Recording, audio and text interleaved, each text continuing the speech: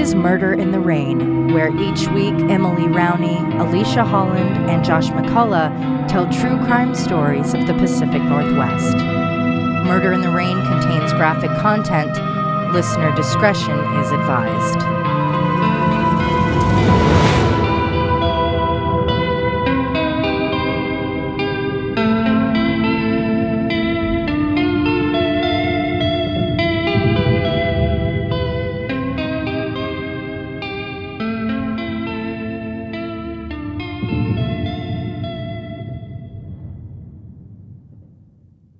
Today's episode is unlike any I've ever done. In the past, I've done special episodes regarding active missing persons, but they are usually only about 15 minutes long, just sharing the known information in hopes of helping the family. In today's case, one member of the family reached out to me. The other side of the family isn't speaking to the missing person, and that family drama has only added to the chaos surrounding the disappearance of Shane Barton. Today, I'll be sharing the audio interview I conducted with Shane's daughters and the emailed responses from Rachel, his wife. Hopefully, with all of the available information presented together, someone will come forward with information about Shane's location. On March 9th of this year, a post was made to Facebook. It read, "This is extremely hard to post, but you will be seeing it or hearing about it. Shane is missing. He has been missing since this morning. We have looked everywhere. He has no phone or wallet with him. The sheriff department has come and taken our information. Our marriage is fine. We have no ideas or clues as to what happened. Please, if you have any info, please call 911 or text me or call 360." That post was made by Rachel Barton, the person who first contacted us about Shane. The peculiar message was followed up by my request for posters I could share. There is a lot to unpack with this case, so I want to start with some disclaimers. I am here to share information, not my opinion. There are no accusations, speculations, or allegations being made. I will let the women speak for themselves because the only thing that matters about any of this is putting the energy into finding Shane. I made several attempts throughout the spring and summer to have a conversation with Rachel via Zoom, but every time it came time to speak, she canceled. She was finally willing to answer my questions via email, and Emily was kind enough to read Rachel's answers for me, so I will be putting her answers in along with Shane's daughters, who I interviewed back in May. I tried very hard to condense this story down to the circumstances surrounding Shane's disappearance, but it does seem that since the family feud is the focus of the family members, some of it must be pertinent in regards to what transpired around the time Shane went missing. All of the information shared has come from these three women and the Facebook groups they run. As is customary when we work with family members, we sent the edited version of the episode to Brianne, Brandy, and Rachel to make sure they were content with what was being shared. Rachel took issue with much of what was said by the other parties, and this has been the most difficult part of this episode.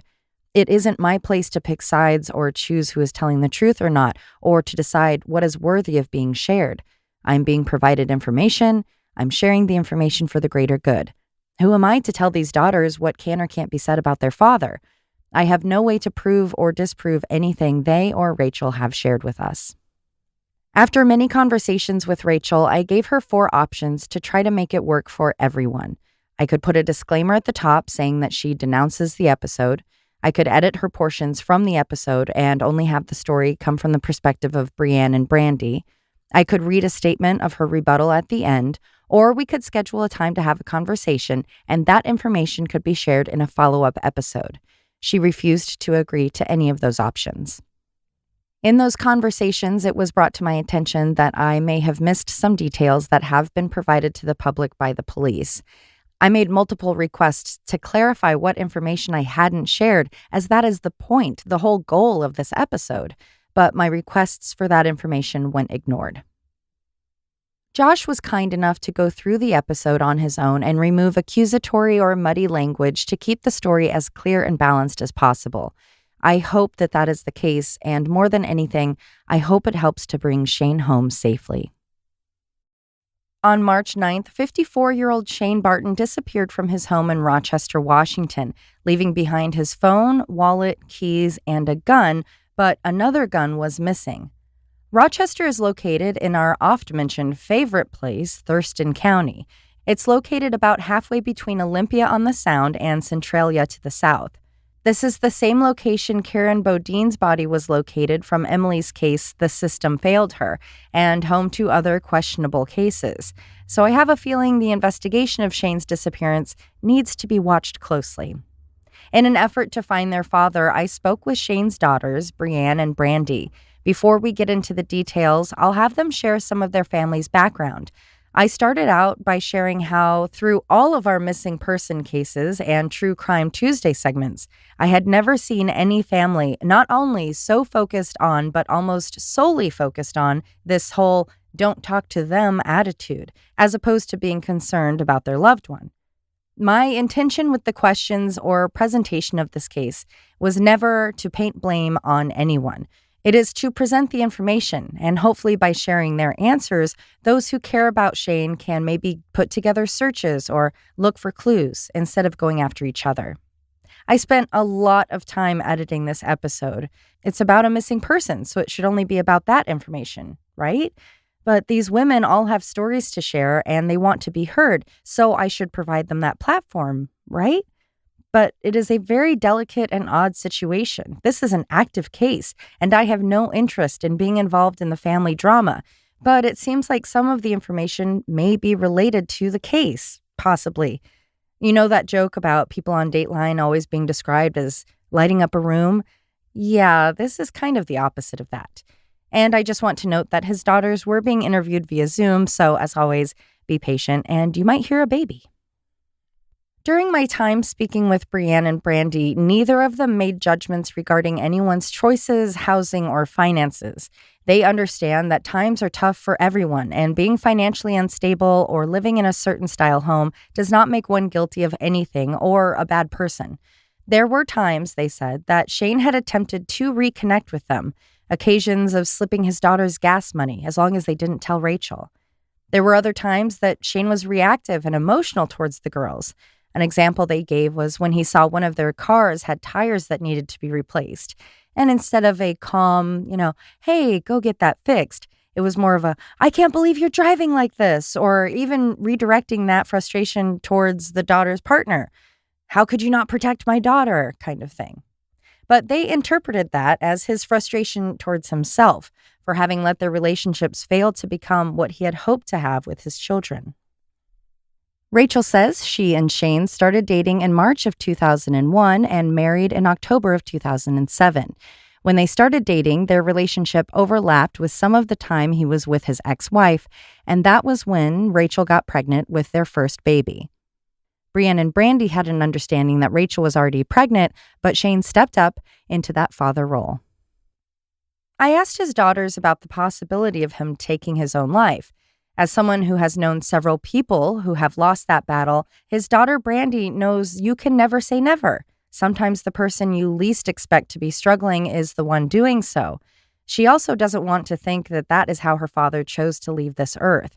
She recognizes she didn't know everything about his life because of their estrangement, so who knows what he was dealing with.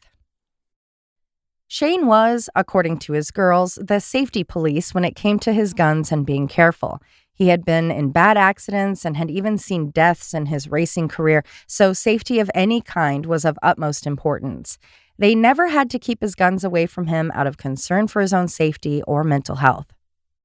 As of September 2023, Shane's is an ongoing and active case. Information shared has been provided by the family members of Shane or from multiple Facebook groups.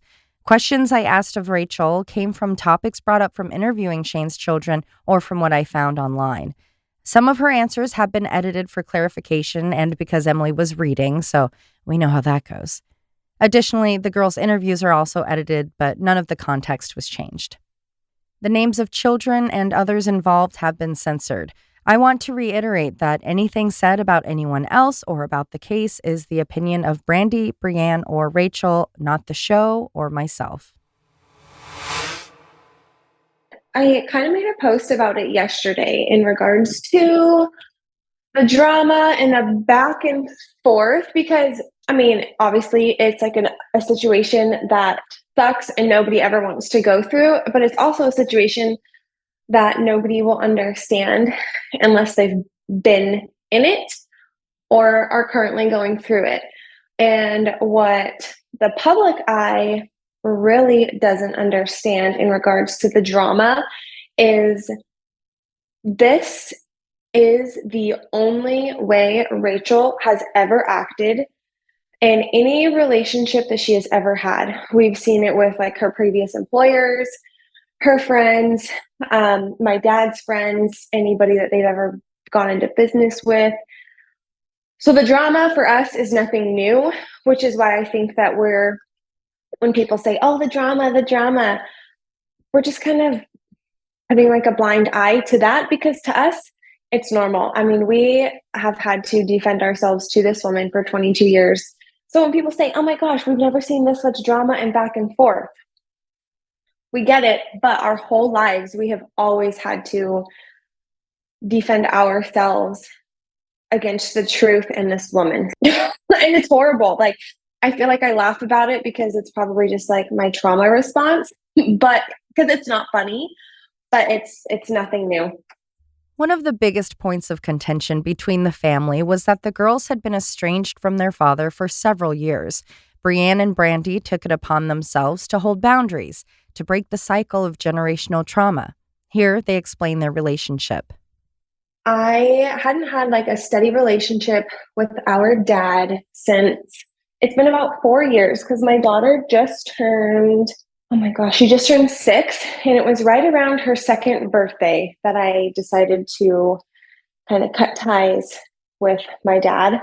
And there's plenty of reasons for that decision. The biggest one was obviously when you raise a child, you want to do better. I feel like that's your duty as a parent is to give your child better than what you had. And I just saw too many similarities in the relationship that my dad's wife had with their 2 kids and the treatment that my 2 sisters and I received from our dad and her when we were kids.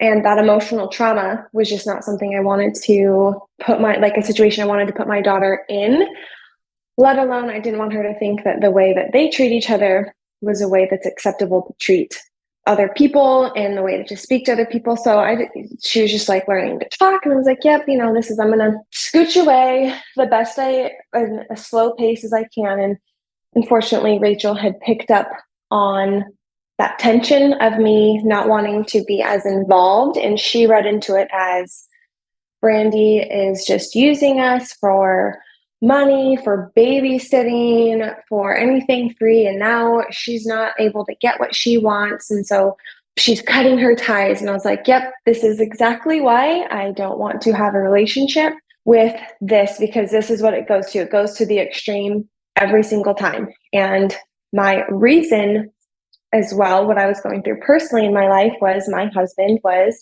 cheating on me. And not one single time did anybody ask, like, hey, Brandy, what's going on? They just chalked it up to I was pissed at them and I didn't want anything to do with it. And I was like, you know what? If you can't even care about your daughter enough to recognize these changes, you're not going to care about your granddaughter enough to recognize this. And I don't want somebody that doesn't love her unconditionally in her life.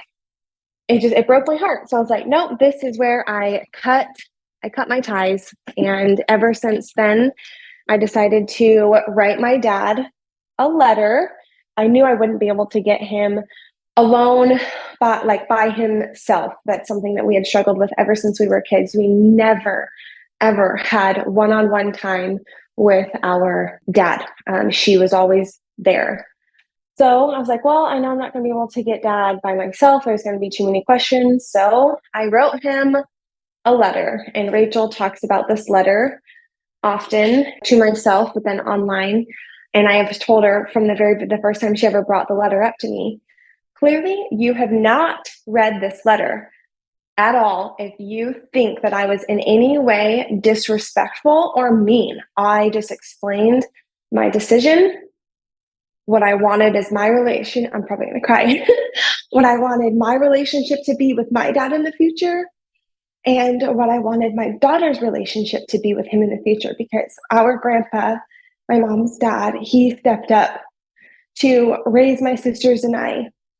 And he's been our best friend since we were babies. Our grandpa is just the most amazing person, and anybody that knows him, our family, or knows us and hasn't got to know our grandpa, they know how he has played the most important role in our lives. He is still, to this day, he takes care of us to the best of his ability. And so I wanted that relationship for my daughter with my dad, and I had included that in there. And I closed the letter with a statement that said, until your circumstances change, I have to remove myself from your life. Like, I will be here when you are ready to have these kinds of relationships. I love you. And that was that. And so I hadn't really talked to my dad at all since then. And Brienne, you also had removed yourself from that situation as far as the relationship with your dad? Unfortunately, yes. But he was, concerned of the safety of my kid and myself with my husband, and was asking me, kind of could have went a better way about it. But I reassured him, like, my husband, never been physically abused or anything like that. And, like, we're safe. There's been no, like, I would remove myself if there was anything that would have indicated us getting hurt. And it just kind of spiraled down from that. And then to, how Brandy mentioned, they help you out. They'll do stuff on their own, or as like a surprise, they just want to help you, but then they throw it in your face. 100%. My face about when I had asked about, my Kate, do you have any like extra, stuff you want done like around the house? I want to, earn some extra money, because I had just moved out of my mom's with my now husband and everything. And so I wanted to earn extra money. He's like, yeah, you know what? I can help you out with this, but you don't need to do anything. I was like, are you sure?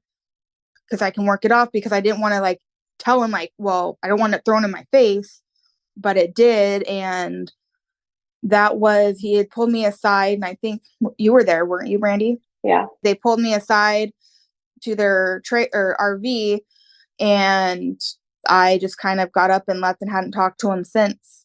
And I've tried, I'll randomly send texts or like updated pictures just to kind of see, but everything gets left on red and everything like that. And he also wouldn't even talk to me at his first birthday.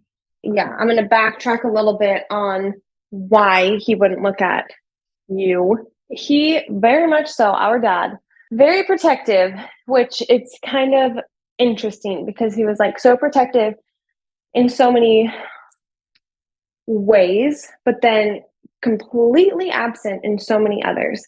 So the reason he was so pissed off at Brienne at my daughter's first birthday party is because he walks up to the house and he walks past Brienne's car and he looks at the tread on her tires and he just loses it, saying that he couldn't believe that he was letting his daughter and granddaughter drive around in a car with tire tread that dangerous. So he interpreted it as like, my daughter's not being taken care of. But it was just weird.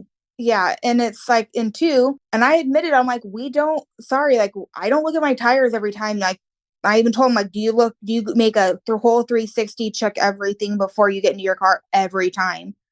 And it's like, I just blatantly said, I was like, it wasn't something that we checked, or if we didn't see it, obviously. Some people aren't on top of that kind of stuff. And so I understood where he was coming from as the father standpoint, but I did not agree with the way he came about it.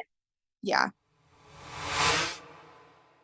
And it was the week before the Washougal Nationals, which is my dad, he does dirt bike mechanicking, and the Washougal National is like his biggest event. I know that my ex-husband is going to be at this dirt bike event. I wanted to know that my dad would be able to have my back and support me. And he never reached back out.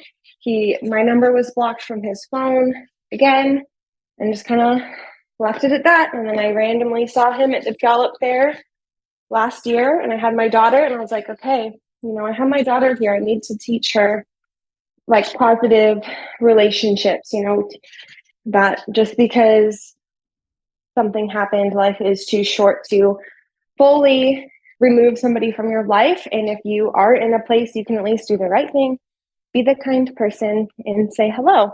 So I asked her, mind you, my daughter was only 5 at the time. I was like, hey, mommy's dad is here at the fair. Do you think that we should go see him? And she was like, well, yeah, that's your dad. And I was like, gosh dang you, little 5-year-old, you're humbling me. Like, you, thank you. Like she put me in my place. She was like, well, yeah, mommy, we have to. He's here.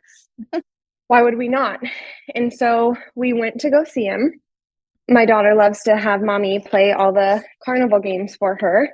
And so I had so many stinking toys. My arms were full. My purse was full. We were like dropping all these darn toys. And my dad sees us and he like runs over to one of the booths because my dad makes friends with anybody wherever he goes. And so one of the booths that he was working across from at the fair had a like gift, like those grocery store reusable bags as their little prizes that you could win if you spun their wheel or something. So he just grabs it, gives it to us, and like puts all her toys in there. And he was like, asked how she was doing, And so my daughter's like last interaction with my dad was a very, very positive one. So in her mind, he's this nice, kind guy that helped her. And, then was like, oh, I miss him. I want to have a relationship with my grandpa. And I was like, okay, well, I think that's definitely something that we should work towards this year. And so it's unfortunate that this happened. And, now that she doesn't have the slightest idea of, mommy doesn't know if you can have a relationship with your grandpa anymore because we don't know where he is. That was all of the events leading up to the last time I saw my dad. That was leading up to my reasoning for not having a relationship with my dad and so on and so forth. Brandy said that the tension between herself, her sister, and their stepmother, Rachel, was due to Rachel having issues against the girl's mother. Brandy and Brianne both claim that their mother has never made any negative statement towards Shane post their divorce or against Rachel. In their opinion, it's an issue of transference and projection in regard to the relationships Shane had with his children. I asked all 3 women to describe the setting of the Barton home. Here was Rachel's response to my following question.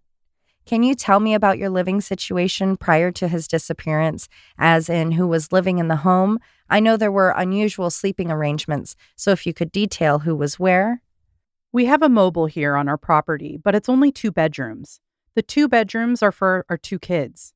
Everything else in the mobile is normal housing. Shane and I live in our RV because we're waiting to purchase a manufactured home that's got enough room. We also have 2 big dogs that stay in the RV, not all the time, because our property isn't properly fenced and they would run off. Here is how Shane's daughters described it. I don't even know. It's like a double wide that is built off of what looks to be like some sort of like chicken coop or a shed. It doesn't have any floors. It has like a makeshift kitchen. There is a shop on the property and an RV because it's not a house. Like it's more so a shack is like the best way to describe it. My use of the word unusual there was due to the fact that it was being reported Rachel had been sleeping in her shop with her ill goats. January 15th was the first time she had publicly made a post about the sleeping arrangement. She was in that shop the night Shane disappeared. Here is Rachel's response to my question about that. It's my understanding you had been sleeping in the shop with your goats. How long had that been the arrangement? I was in our shop, it's not a barn, with our goats at night to take care of them, so I wasn't waking the dogs and Shane up. I got up every 2 hours to check on the goats. That's why we decided I would just sleep out there. I had a cot and a fireplace. I was there for a few months. What ailments do your goats have? I had 2 very sick goats. They both weren't expected to make it. One has a cleft palate, so she has trouble eating without food getting into her nostril. One of her nostrils is inside of her mouth. She was small. The other goats had neurological problems, so him being sick, it was hard for him to function. They both got a few parasites. Neither one of them could stand or sit properly to stay alive. I had to make sure they were sitting up correctly. I stayed in there to feed them, make sure they were drinking without drowning in their water, and make sure they didn't fall out of their bedded areas. If a goat gets sick and is down on their side too long, they'll die. They both have been back out with the other goats and stronger than ever for over 4 months. I did take both to the vet, and that's how I knew what they had and what to do to try to save them. They're my babies. Since January, perhaps consistently or just on and off, your dad's been sleeping in the RV. Rachel's been sleeping in the shop with the goats. Correct. So then we get to the evening of March 8th of what you guys have been told either by authorities or through the grapevine. Mm-hmm. Can you kind of lay out what those 24 hours, what they look like as far as a timeline from when your dad was maybe last seen or where it was believed he was seen until finding out or you guys hearing that he was missing? It was probably about, I think he said 5:30. One of his friends came to my dad's house for something, and he saw my dad, our dad, and then they had dinner together as a family. My dad, Rachel, and then my dad apparently went to the RV. He said that he was going to come back in and shower. He wanted to leave the light on for him, so he did. She heard him come in. They went to bed. Our dad went to the trailer. He was going to come back in to take a shower. This is where it gets a little gray because some people, like there had been a story saying that his bathrobe was still inside, making it look like he didn't take a shower. But then it was also said that that they heard the shower running. So maybe he did take a shower, or maybe he started the shower. So supposedly he takes a shower. About what time is this? Between 8:30, it was mentioned that that's when like went in to go to bed and waved through the window goodnight or something like that. So it's between like 8:30. Waved out her bedroom window towards the RV? I'm assuming so, but I don't remember it specifically saying what window. It's just saying that she waved through a window to say goodnight. And that was the last that she's seen of Earth, what I've read and have been told. Here's what I asked Rachel about the 24 hours prior to the disappearance. As it's been reported, you guys hosted a dinner party or had friends over the night before. Who were those people? Was it more of a formal dinner or just a casual hangout? Were there any conversations or behaviors from Shane or anyone that seemed concerning or alarming?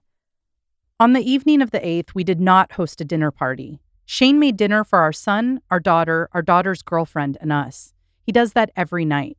We were all laughing and having a normal conversation like we did every night, whether it was school, work, plans for the weekend, and so on. There is a debate as to if Shane showered that night or not. Did you see a sign of either? Shane showered twice a day, if not more. He has for the last 22 years. The shower was wet the morning he was missing. His robe was there, the clothes he would wear that day weren't there, and his t-shirt, dirty socks, and underwear from the day before were in the laundry basket. I know what my husband wears. I do the laundry.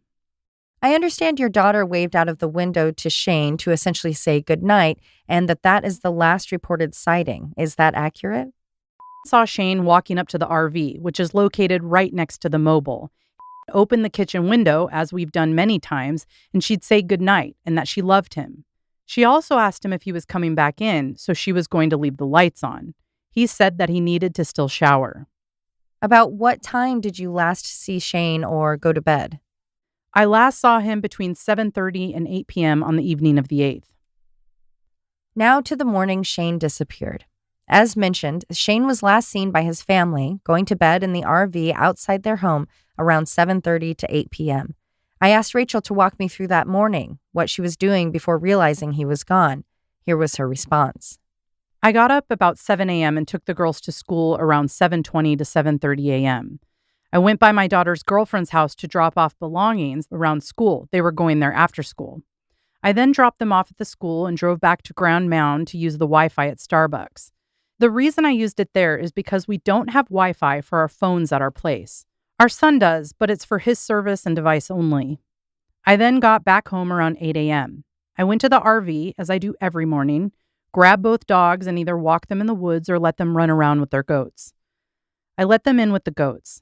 I would then go to the mobile and eat or back to the shop to check on the goats. I then put the dogs back somewhere close to 8:30 a.m.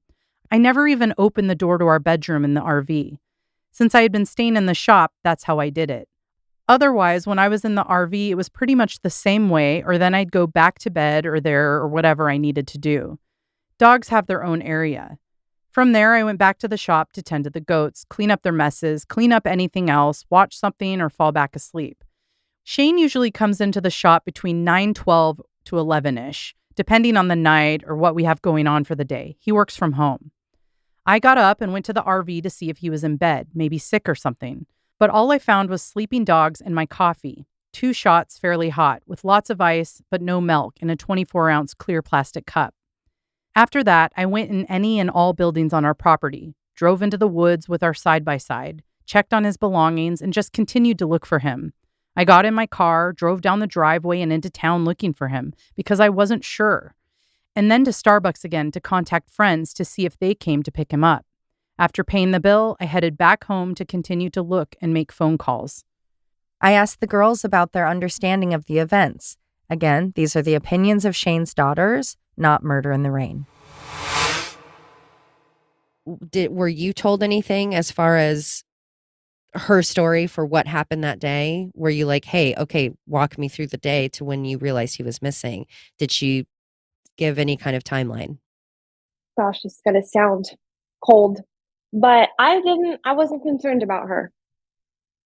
Like I wanted, like, I didn't care about what she had to say. And so I just had asked, like, about my questions for Dad, about, like, well, where is, like, what was he supposed to do today, all that kind of thing. And then I know I did ask questions about what she had done, or where was she, or what was she supposed to do for the day. And she had mentioned that, well, she didn't mention taking the kids to school, not that I remember, but she mentioned that she was in the shop, he was in the trailer, and that she found his coffee, and that was it. But one thing that struck me as really bizarre is I had asked her, I was like, hey, did you call this person? Did you call this person? She's like, no. And then she calls them. Well, every person that she called, she gave a different story to. And I gave Brandy what the story she gave me as she was on her way there to kind of do a comparison, because we based off her track record with us and, telling stories, or like telling different stories, before. This is the news release that was put out by Thurston County Sheriffs. On March 9th, 2023, Stephen Shane Barton's wife reported him missing from his residence in the Rochester area. He left home without his phone, wallet, or vehicle. At the time of the call, deputies searched the residence, outbuildings, and surrounding property and found no signs of Shane. TCSO requested the assistance of Washington State Patrol Aviation. They flew over the property utilizing an FLIR to look for any heat signatures that could be associated with Shane. However, nothing was found. On March 11th, 2023, TCSO utilized search and rescue assets to check surrounding property. This 9-hour search included 30 ground searchers and 5 search dogs. However, no signs of Shane were located. On March 14th, 2023, TCSO detectives returned to the address to again thoroughly search the residence, outbuildings, and surrounding property. At this time, dive team personnel searched the ponds on the property to no avail.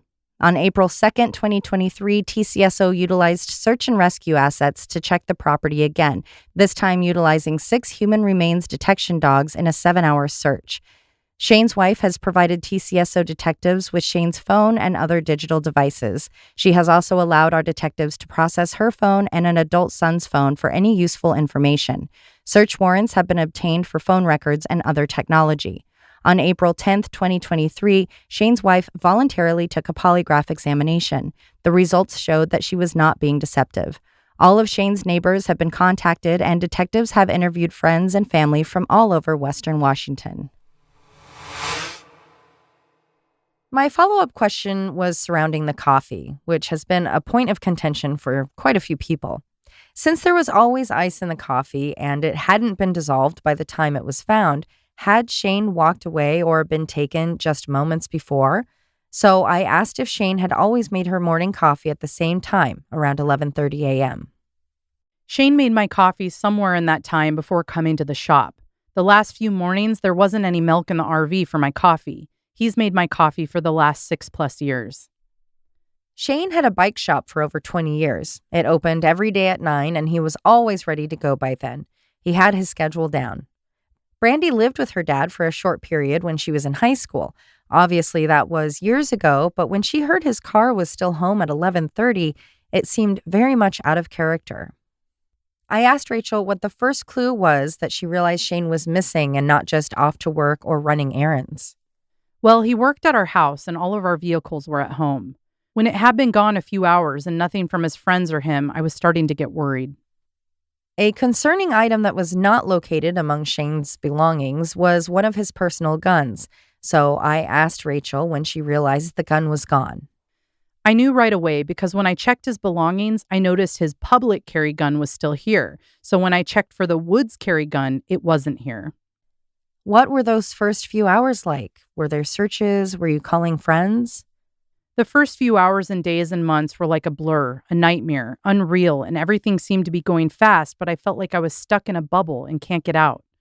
The police searched right away on our property, 11 acres, and then went to properties around us. I kept in contact with friends because we were all in shock. At what time did you decide things were serious enough to call the police? I sent a message to the sheriff at 3:34 p.m.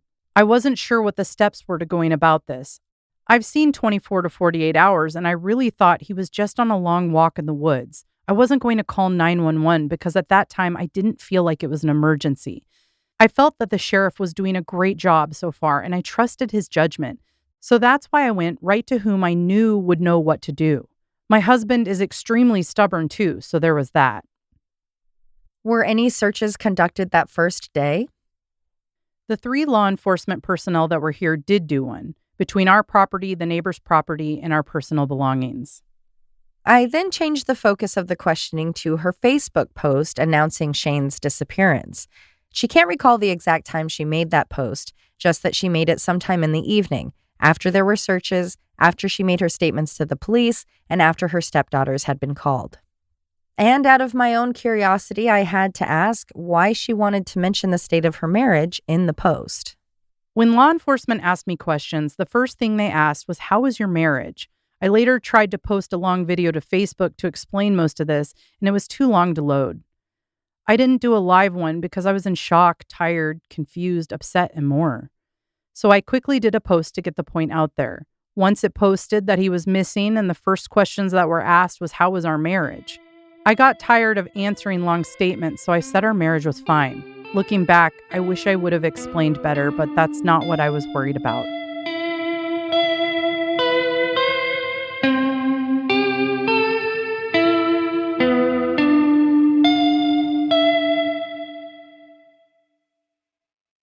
Here is what the first day was like for Brandy and Brienne. I found out Thursday night. It was the 9th, and it was like, 8:30, almost like 8:45. And I got a phone call from my little brother, and I was like, oh, this is weird. I'm like, why is he calling me this late? So I answered, and I was like, hey, bud, what's up? Because he'll call me. I mean, prior to this, he and I had a great relationship. And so I answered, I was like, dude, what's up? Like, I haven't talked to you in a while. You know, life's been busy. How you doing? He was like, well, like, I need to tell you something before you find out on social media. And I'm like, oh, okay. And he was like, Dad's gone. And I'm like, what do you mean Dad's gone? Like, gone? And he was like, no, Dad's missing. And I was like, wait, what? And then I was like, wait, can I come over? Because I hadn't been to their house in years. Can you ask your mom, is it okay if I come over? He said, yes, it is. I was like, okay. Send me the address. And he was like, no, you don't need to come over. You don't need to come over. And I was like, yes, I do. I was like, I need to come give you a hug. I need to give a hug. Like, I need to do my big sister duties right now. Like, I'll be there. My map says 35 minutes. I'll see you then. Okay. Then my twin, she got a phone call from our little sister, and then Rachel called Brienne. So it was like kind of like tag teamed it. So it was like one called each of us. And it was all within the same time frame. Yeah, because I just got home from grocery shopping. And I was unloading groceries, dealing with my kids. My husband wasn't home yet. And I looked to see who's calling me. And it was Rachel. And I was like, okay. I had been thinking about my dad within like the weeks prior. I really hope the next time none of them call, it's going to be something that it's not good. So I answered the phone and it was like almost 8 o'clock. It was like 7:49 when I looked at the clock. I immediately asked her, I was like, is everything okay? And she said no. And she was like, calm as a clam, like no emotion. I'm sitting there like, are you sure? Asking her questions. I'm like sobbing at this point because not having a relationship. And then this is like the last, like in 6 years, the only call that I ever get from any of them is this. I was going to go over there, wait till my husband got home. I was going to go over there. She gave me the okay, but then I found out Brandy was going over there. So I was like, you know what? I'll just let one of us go over there, not knowing what the outcome would be. I didn't want, too much chaos or anything with both of us, and let her, relay any information. And that kind of just went from there, and just, played the waiting game till Brandy was done with her visit. Yeah, because then, I mean, we called each other right away. Yeah. Like instantly. Like we all three called, like Brittany was calling me, I was calling Brienne. I called my mom. We have her location like on our phones. So I figured out where she was. She was out to dinner with her girlfriends. She was answering. So I stinking called the restaurant and I was like, thankfully we know the owners of the restaurant. So I was like, hey Randall, it's Brandy. Can you please just have my mom go answer, like call us? Like it's an emergency. It's a family emergency. And she was like, oh my God, I'm on it. And so Randall, thank goodness, goes and like gets our mom. And my mom's like, what the heck? Why did you call Randall? And I was like, well, Mom, because I tried to call you and you didn't answer. And she was freaking out as well, like not knowing what we were about to go through. And that is when this Jerry Springer episode of a disappearance case started. And what happened when you got there? Some people were there, like an aunt and an uncle were there. And then one of my old childhood friends was there. And then some other two people that I didn't know. And like you said, context is important. And if you know me, you know that if like something, like I say it how it is. And if something, like whatever my gut tells me, I unfortunately say it. And I don't know, sometimes I forget to think before I speak. Well, these two people were there. And I was like, and who are you guys? And they were like, out of nowhere, these two people say, well, if you'd been around for the last year, you'd know who we were. And I was like, excuse me, when somebody's dad has been their dad for the last 28 years and your dad is all of a sudden missing and there's these two random people at this house that you've never met before, I kind of feel like I can ask who you are. They said their names and away they went. And then I go into the house.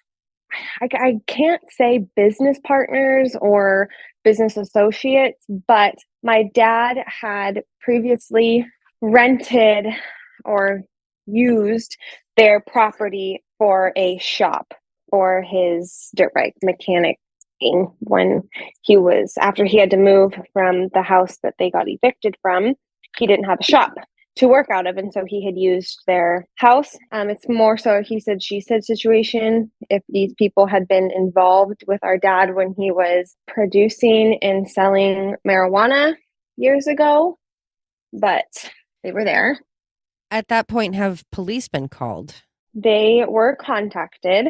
Rachel's original contact to the authorities was to the one and only Derek Sanders, and it was via Facebook Messenger. She sent him a message stating what had happened, that her husband had disappeared. She hadn't, she like briefly explained the circumstances, and she asked him what she should do. And so he then messaged her and said, you need to report this and like call 911 or whatever. So I'm not sure if she called 911 or if she called the non-emergency to have, like detectives dispatched or a deputy dispatched. But she then did report him missing. It had not been the 24-hour mark yet, but they did come to their house They had an aerial search done by like the Washington State Patrol plane that has the infrared or heat sensor technology in it that can, like sense people being out in the woods essentially. They did that because the drones, like I had said before, the drones weren't working at the time. And Brianne, they did have dogs out that night, right? Like the first night, didn't they? I don't know if it was, I think it was the next day is when she had either neighbors or a friend that had dogs in training for SARS or something like that. Or so by the time I had gotten there, the sheriffs had left. And so it was my friend from school, Rachel, and we're all there, and my boyfriend as well. And when I say the situation was weird, I can't even describe the feeling, because I was on like an emotional high my whole way there. I was thinking, oh my God, like, what happened? I don't want to explain my initial thoughts and my reasonings, but I can guarantee you that more than half of the population probably knows exactly what I'm not saying. I had my first initial thoughts that I did not want to believe were true. And then, every freaking scenario is running through your brain. I'm like, golly, well, I heard dad was involved with these people. Dad was involved with these people. He had, he do a dirty business deal? Did every single horrible emotion is like running through my brain, and I'm sobbing the whole way there because you're like, holy crap, life is way too short. Why didn't my dad reach back out? Why didn't I reach back out? I was feeling so guilty that my relationship with my dad had not been great. And then, now he's gone. Is he gone for the day? Is he gone for the night? Is he gone for the rest of my life? What kind of gone are we talking about here? So I then just tried to gather as much information as I could. And I was like, okay, I'm not going to make a situation out of nothing being here. Like, there's a time and a place for everything. So I asked, I gave like my little brother a hug. I gave my little sister a hug. And I just asked as many questions as I could, well, what was dad supposed to do today? What was he supposed to do tomorrow? Was he supposed to go pick up parts at the parts store? Was he supposed to have like a customer come over? Was he going to the store? What, just what I remember of my dad's like daily routines used to be. I was trying to ask, like, okay, what, like this, did you call this person? Did you call that person? And they were like, no, no, no. I mean, they hadn't even, Rachel had known specifically what my dad was supposed to do that day and the shop that he was supposed to go to. And she didn't call them to see if he had gone there, if the parts that he was supposed to pick up were still there. She didn't call his friends, like his two closest friends. She didn't even call my dad's dad. So I had to call my dad's dad while we were there. And I just told him, I was like, hey, Gramps, like this is going to be posted on social media soon. Unfortunately, I did not know that you were called. It's my fault for assuming that you were called initially. I have no information to give you right now. If something happens within the middle of the night, I will give you a call.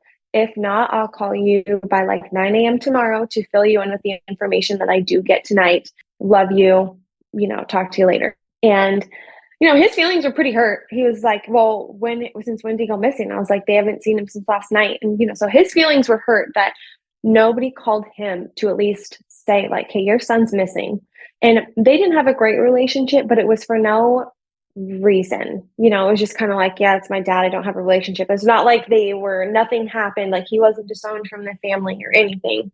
They have goats. I'm an animal lover. Rachel had got their first goats, kind of like kickstarted her like goat persona was from me. My goats, my horses, and my dogs, they couldn't be at our house anymore because I was living in an apartment. And so I was like, last thing I need to be worried about is getting up to feed the goats. When I say it's like an unexplainable thing, it is an unexplainable situation. Yeah, I threw on like the closest shoes that I had, but I brought my dang raincoat and my extra tufts to go search in the woods if they were out searching, but I'm not going to go by myself to go search in these woods on a piece of property that I know nothing of when I don't, they say my dad's armed. Well, what if he's having a mental health crisis and he comes at me, like not knowing who I am? unfortunately, that was the only search that had been done that day was Woodage searches. Like what Brandy was saying, like what was going through her mind was going through my mind. And I was on that emotional high for like a week. And especially going into that weekend when we all met up and did searches and walked for like 10 hours or more. She did mention like, they had a family dinner the night before and that was it. And that was the last time between 8:30 is when the last time that she recalls seeing him. And that was kind of it. And it was kind of like I was the one asking her the questions to see, what she had done or anything. And that's when she's like, yeah, we had the airplane with, the heat thing. They did come out, took our statements, blah, blah, blah. And that was it. Statements have been made regarding Shane's past relationship and how he had supposedly run away before, and that could be what was happening here. Brandy shared more context around that. When our parents got divorced, my mom was like, well, if you want to leave, freaking leave. Like, this is my house. I'm not leaving. So if you want this to be done, go. So my mom went, she told them that in the morning. She went to work and she's like, gosh, dang, I should probably go back home just to double check, So she did. And when she noticed that his overnight bag was gone, she's like, well, he is gone. And back then, it was 22 years ago, social media and, technology was just not as strong as it is today. So between our dad's friends, his work, it took our mom 5 days, she said, to figure out which friends he was staying at. So it's not like when people have said oh, he disappeared before. He didn't disappear before. He just left his wife and kids. Back to Rachel. I asked her what searches have taken place or if dogs had been brought in. March 11th, Search and Rescue did an extremely large area grid search of our property and properties around ours. Personal searches, too many to know exactly how many. I would have to go back and count them all. Dogs were brought in by a former neighbor of mine, and he also brought a friend that trains dogs too. They each had one dog. I didn't ask for them to come. The old neighbor showed up, and I called to ask law enforcement if they could search, and that was okayed. That was on the 10th of March. The 11th, Search and Rescue was here with many dogs. I had another friend come one day with her dog that she had trained to search with us, along with about 20 other people on foot. April 2nd, 2023, Search and Rescue came again and brought cadaver dogs and did a search of our property and other areas. There have been many searches.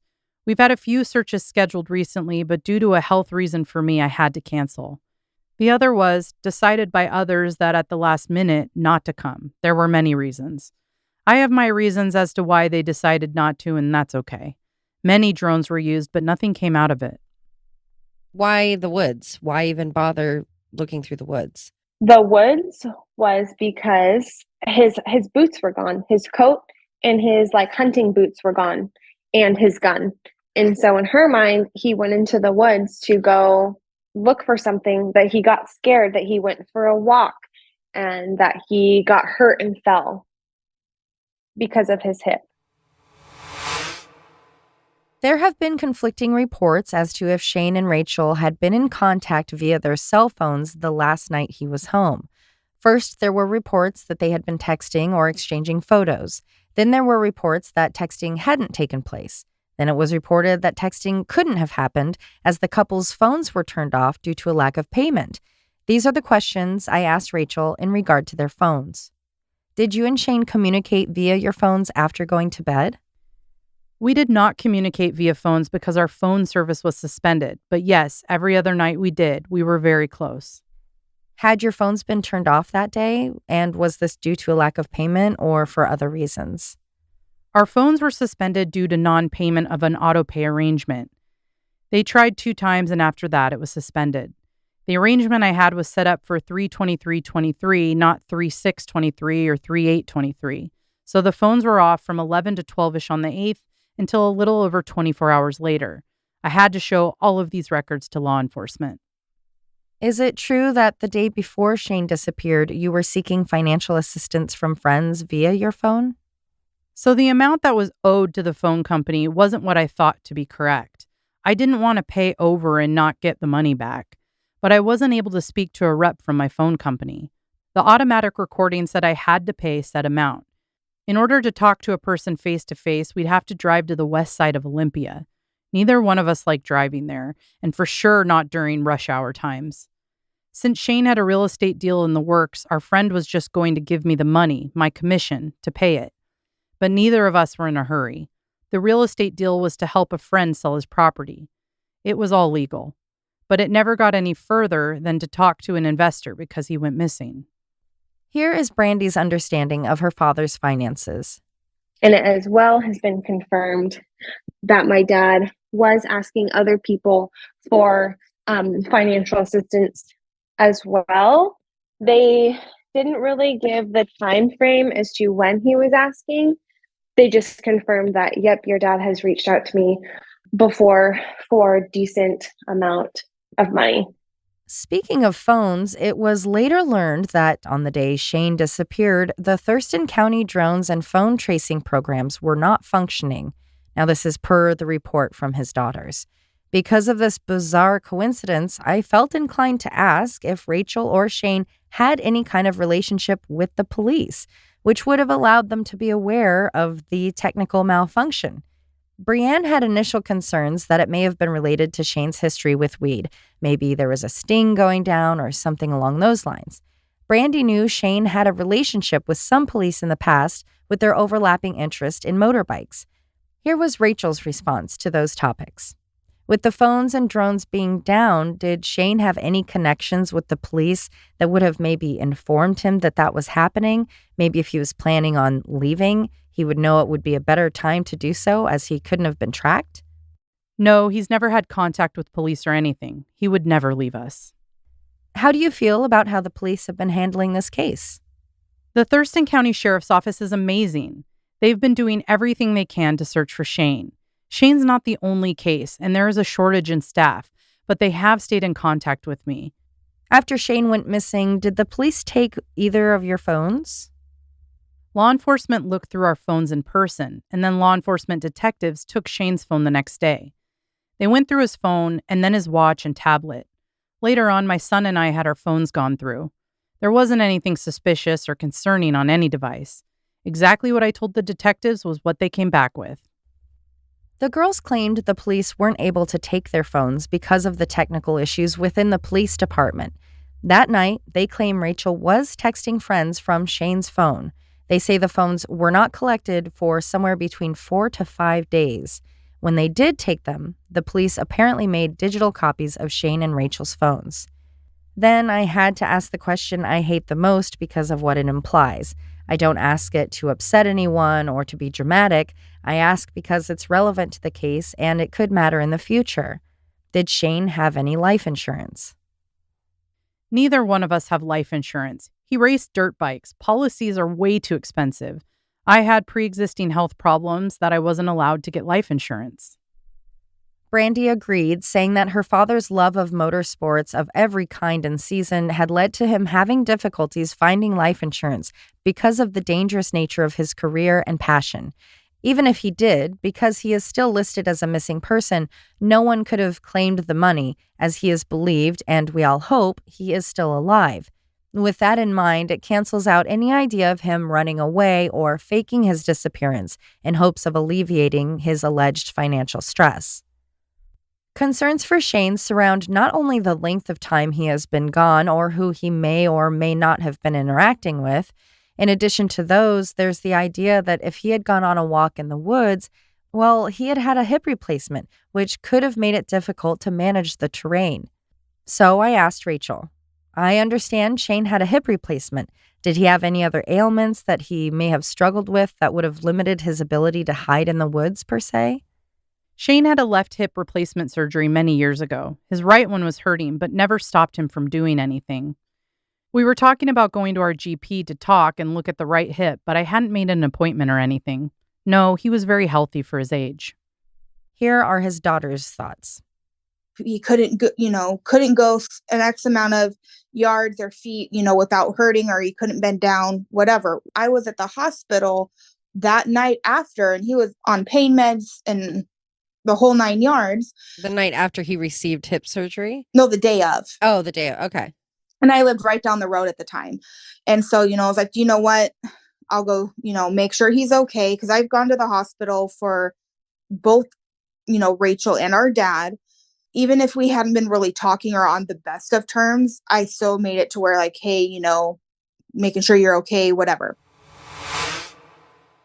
One of many aspects the girls hadn't expected once becoming involved in a disappearance was the amount of people who inserted themselves into the case, people pretending to have information or being mediums.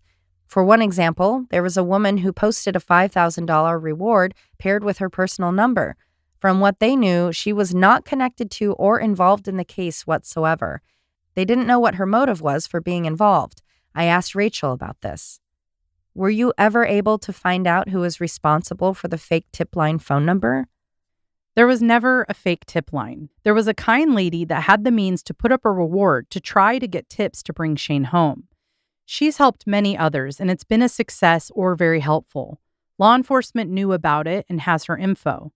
I think there was even contact between them. She stepped away due to the hatred coming from people directly at her. She's very kind. I don't know her, but I know who she is. I first learned of Shane's disappearance from Rachel, who messaged the show via Facebook. She had found us as she was looking up podcasts in hopes of getting coverage and perhaps some assistance as far as what she should do next. Through all of our messages, her primary concern seemed to be that I didn't follow the other Facebook group or talk to or believe anything that her stepdaughters had to say. Though Rachel was the first to reach out, bringing the case to my attention, there was so little information about the case and Shane available, and Rachel was either unable or unwilling to speak with me, I felt I had no choice but to reach out to the other group in an effort to learn what I could. I later reached out to Rachel asking for what information she would like shared on our Coin True Crime Tuesday segment. She wanted me to share that even though Shane had a bad hip, he was strong, tenacious, and not disabled. She shared that he, quote, was a hard worker. He loved his friends and family to the fullest. When it comes to the woods, he's resourceful and knowledgeable. He doesn't, nor has he ever done, sold, or produced drugs. There were no concerning financial obligations or burner phones. The day he went missing, no one else's phone was on their property. He had a great love for his dirt bikes. When it came to his daughters, they hadn't had a relationship between 4 and 7 years, so I was warned that anything they said wasn't going to be true. Rachel feels that their lying is actually keeping people from wanting to get involved in sharing his info and volunteering for searches. Speaking of searches, she mentioned that behind their home, they have 3,800 acres. Within that, there are about 2,000 acres that need searching. At the time of that conversation, she said that they had a search coming up in the near future. Until then, she asks that anyone who has property in the area of Little Rock Road, Sargent Road, 183rd, and Case Street check around for any signs of Shane. As for other concerns, she is certain that Shane didn't have depression, he was happy, and their marriage was one of love. Rachel asks that to stay up to date on information, you follow Missing Stephen Shane Barton on Facebook. As I stated earlier, since our first conversation a few months ago, I have made multiple attempts to interview Rachel so that I could get all of the information about Shane and his disappearance. And I've found that often when you're speaking with someone over the phone or via Zoom, details come out that you didn't expect or other questions come up that you hadn't thought of. But we never got to have that conversation because every time an interview was scheduled, Rachel canceled. Eventually, she agreed to have questions emailed to her, which she then answered, and they were read aloud for the episode. Looking online, there are a lot of theories, including one that Rachel had texted to someone saying that something may have happened during a nefarious deal gone wrong. Other theories are that Shane disappeared on his own accord to make those people think that he was gone or that he couldn't pay a debt. Maybe he was depressed and had taken his own life, or perhaps that even Rachel was involved to some degree. Even in her own posts, it said a weird deal. So I was curious and I asked, based on Rachel being one of the last people to see him, what does she believe has happened? There was no deal gone wrong. Again, this goes back to the marriage is fine. I was in a hurry and used the incorrect wordage. It should say strange reason. He had no depression. We don't do drugs. We don't owe large amounts of money to people and so on. I believe that he walked into the woods, but at this time, I cannot say what I feel now because of the ongoing investigation. Some think that Shane left on his own, so I asked if he did go into hiding or anything like that. Do you think that with the attention his case is getting, he would be the kind to not come forward and bring some relief to those who love him? No, he's not hiding, and he wouldn't do that to us. He's a strong person. Rachel has worked with psychics, which I asked about. We've had psychics and energy readers, but I will not share because of the ongoing investigation. I feel that some things they may have said could be true. As part of the questioning with police, Rachel was brought in for a polygraph. Yes, I can share the experience. I've never been in the police station for questioning ever in my life. I've never seen a polygraph test in real life. It was weird. But they did ask me more than those questions that they showed, but it's to see your reaction to different things. Like to ask you a question that we know is a fact, but I say no to it. And then they'll ask you a lie and you say yes to see how you act. They believe that I'm not lying or withholding anything, but they don't use those words to describe that. The polygraph test paperwork online is the printout from the law enforcement. It's not fake. When people saw Rachel was selling some of Shane's property online, there were questions and perhaps concerns. So I addressed these sales, asking what bike stuff she was selling and why. I also asked if she could see how that could appear strange looking for those who are still awaiting his return home. First of all, I'm his wife, and that is legally mine too. What I'm selling are the things he wanted to sell already. We haven't used them in a couple of years, or we have so many of that item. It doesn't look strange to me because I don't think like that. Law enforcement knows and has known that I would be selling things because he made most of the money. I'm still waiting on his return. Him and our kids are my everything. I haven't sold anything that would hinder him from working again. I say that because I truly have no idea what happened or where he is. So if he returns, he will not be going right back to work. I'm assuming since there will probably be some mental trauma. Also, the items that are being sold can be replaced. I will never be able to get rid of his personal items. Rachel cannot go into details about her theories because of the ongoing investigation. I did reach out via email and voicemail to the detective working the case, but I never received a reply. I asked the girls their final thoughts on what they felt happened. Again, these are their opinions, not that of Murder in the Rain. My gut feeling now, getting into things, like knowing more than just, within those first 48 hours, I don't believe that, he's dead. I have a feeling he's just in hiding, or he left and does not want to be found. I truly believe as well that people involved know much more than they are letting off. And based off what the detectives did say, and as well as my own thoughts too, I truly believe that my dad is alive and out there. The circumstances for it, couldn't really tell you. But I do not believe that he offed himself, because I know we talked about it. It's something that can't be dismissed, but it's also something that what I know of my dad, I don't think could have happened. I think based off everything else that is involved in this case, that just doesn't make sense, because they would have found a body by now. Why would you want to go do that to yourself, but not have people know about it? Our theories and thoughts change every day, every hour. I feel like based off piece of information that comes out or anything, it's never ending. It's theory about what happened. And if our dad, I feel like one thing he always said when we were kids was, you can't live your life off the what ifs.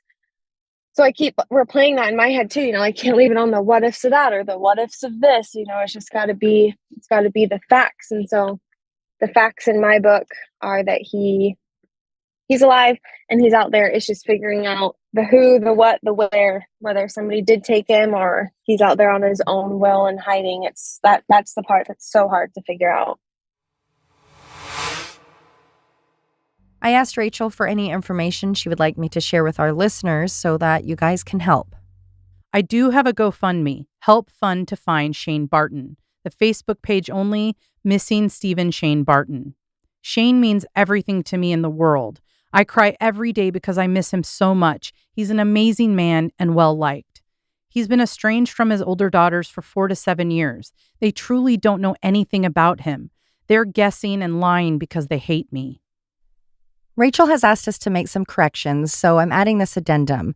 I don't have any way of proving which side is accurate or not, so I just want to share her information so that everyone can come to their own conclusions.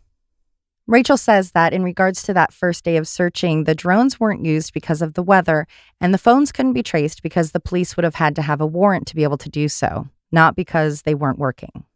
Regarding the friends that were supposedly over on March 8th, Rachel says that no friends came over to the house. Instead, Shane had gone to a neighbor's house before coming home and cooking dinner. In regards to initial contact with the police, Rachel says that Sheriff Sanders did not message her back on Facebook.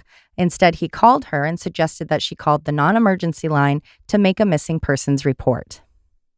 She would also like to make it clear that they do not live in a double-wide mobile home connected to a coop or a shack with no floors. They live in a single-wide mobile that is attached to a 2-story addition, and they do have floors, but they are in the process of laying new vinyl on it. Rachel also wanted to add that Shane blocking his daughters from calling was not only his way of setting boundaries with them and their negative behaviors towards him, but it was also his way of setting boundaries due to their accusations about us throwing things in their faces, when really we just expected them to help themselves when they were asking us to help them. Being involved in a disappearance so close to their family has opened Brandy and Brienne's eyes to aspects they never anticipated. They aren't allowed to just search, grieve, worry. They have to protect their own families and personal businesses from the internet, things they never thought about as added elements to the already monumental stress. As you've heard, there are 2 Facebook groups regarding Shane. From what I've seen, they are both preoccupied with each other. One posts flyers and takes polls about how people found the group. The other posts screenshots of conversations. There are questions about searches and money. It seems chaotic on both ends. Besides the 2 Facebook pages, you can go to findshanebarton.com. That's FINDSHANEBARTON.com. There you will find links for reporting tips, to look at photos of Shane, and to find out basically all information that's currently available. That page is affiliated with the Find Shane Barton Missing Person page.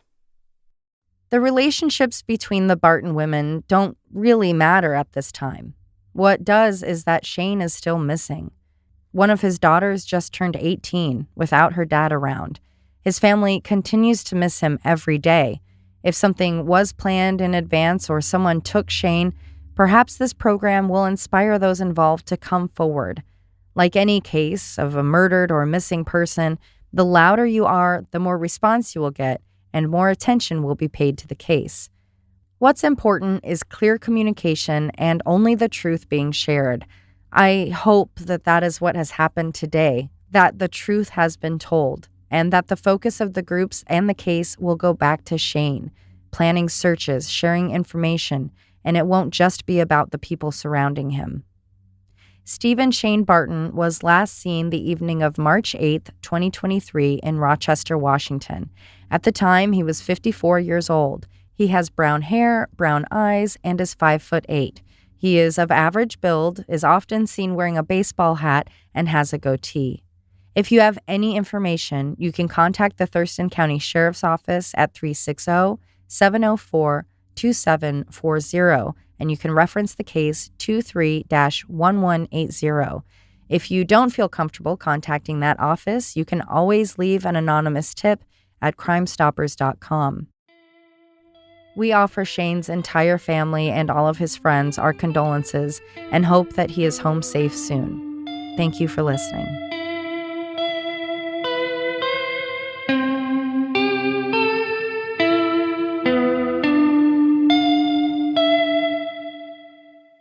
Or want to say anything? Oh my gosh, sorry, I muted it and I could not figure out how to unmute it. And she was like, calm as a goat.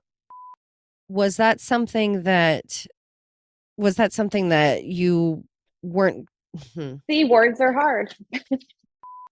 Oh gosh, I'm cleaning a house and somebody's here. Have you been here the whole time? Oh my gosh, what the heck? Hi. I'm good. How are you? I'm doing an interview. I'm so sorry. Oh, no. Yep, you too. Thank you. Oh my gosh, that is so funny, you guys. That just scared the crap out of you? He did. And I always come and clean his house, and I usually just like show up and his car, I thought that he was gone. That is so gosh dang funny. And so now he's been listening to this whole conversation. Oh my Lord. He didn't say hi when I got here. Oh my gosh. If you know me, this is like 100% on brand for Brandy's lifestyle. Anyways. Well, and I had both of my AirPods in, so it's like I didn't even hear him. I just kind of like felt the floor a little. And I was my God. That's so scary. I don't even know where I'm going with this because I'm still a little in shock that came out of nowhere and scared the crap out of me. Murder in the Rain is a Cascade Media production, written, hosted, and edited by Josh McCullough, Emily Rowney, and Alisha Holland. Feel free to email us at murderintherain@gmail.com or through our website, murderintherain.com. For as little as $1 a month, you can subscribe on Patreon to get exclusive access to ad-free and older episodes. For only $5, you can access Patreon-exclusive episodes and content. For more of us, be sure to follow on all the socials, listen to Josh and Alisha on their other show, Always Be My Sisters, and follow Emily on TikTok at @M_murderintherain. And suck my balls.